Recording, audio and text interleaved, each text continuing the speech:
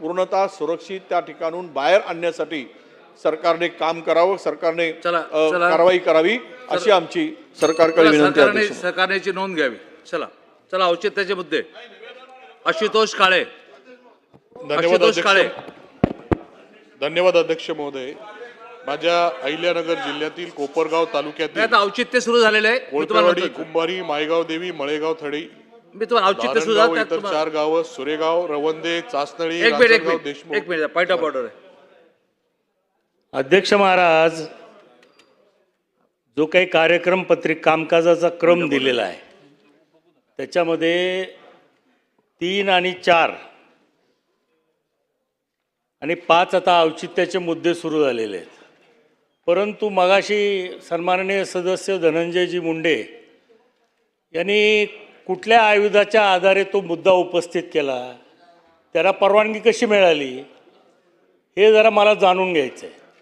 नाही माननीय, नाही. मी बघत होतो माननीय अध्यक्ष महोदयांनी त्यांना परवानगी दिलेली. हा सर्वस्व अधिकार माननीय अध्यक्ष महोदयांचा आहे. अध्यक्ष महोदयांनी त्यांच्या अधिकारामध्ये त्यांना परवानगी दिलेली, त्यामुळे तुमचा हा पॉइंट ऑफ ऑर्डर होऊ शकत नाही. हा तुमचा पॉइंट ऑफ ऑर्डर होऊ शकणार नाही. हे सर्वस्व अधिकार माननीय अध्यक्ष महोदयांचे आहेत. त्यांनी त्यांच्या अधिकारामध्ये त्यांना परवानगी दिलेली, त्यामुळे तुमचा पॉइंट ऑफ ऑर्डर होऊ शकत नाही. चला औचित्याचा मुद्दा घ्या. आशुतोष काळे. धन्यवाद अध्यक्ष महोदय. माझ्या अहिल्यानगर जिल्ह्यातील कोपरगाव तालुक्यातील कोळपेवाडी, कुंभारी, मायगाव देवी, मळेगाव थडी, धारणगाव, सुरेगाव, रवंदे, चासनळी, रांजणगाव, देशमुख, शिंगणापूर, वारी, कानेगाव, रुई, शिंगवे, नपावाडी या सर्व गावातील जलजीवन मिशन अंतर्गत पाणी पुरवठा योजनांचं काम 2022-23 मध्ये मंजूर झालेलं आहे.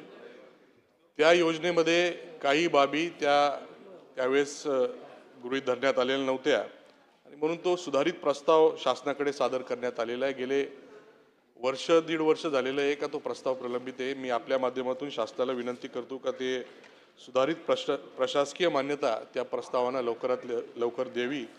तसेच माझ्या मतदारसंघातील भागवतवाडी ते झगडे फाटा, साईबाबा तपोभूमी ते शिंगणापूर रेल्वे बोगदा, देरडे फाटा ते कोळगाव पाटी रेल्वे स्टेशन ते संवत्सर चौफुली हे सर्व रस्ते जे आहे ते राज्य मार्ग आहेत, MDR आहेत आणि राष्ट्रीय मार्गाला जोडणारे रस्ते आहेत.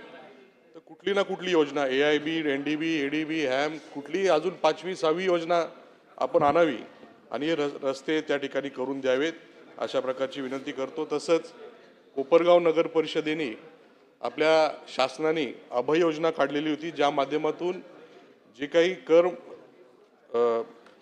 कर वसुली आहे याला प्रोत्साहन मिळावं म्हणून ती योजना काढली.